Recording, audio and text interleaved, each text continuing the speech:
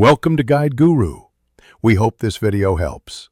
You're starting inside Forza Horizon 5. Open the pause menu now. Once the menu appears, choose Settings, the gear icon on the left, because that's where audio and accessibility live.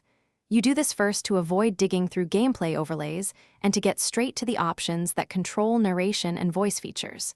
Make sure you're not in a menu subscreen. If you are, back out one level. This gets you to the hub for both sound and text-to-speech controls quickly.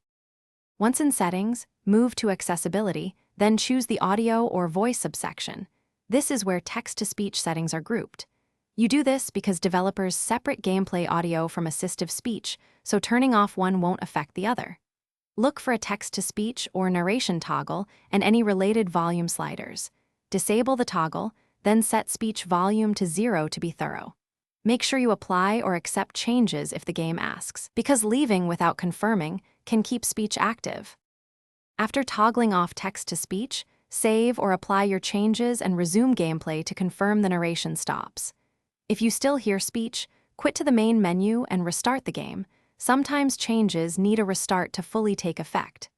If speech remains, check your platform-level accessibility on Xbox or Windows, because system narration can override game settings. As a final tip, verify you changed both the toggle and the speech volume. One alone can leave residual voice prompts active. Thanks for watching. Consider subscribing if we helped you today.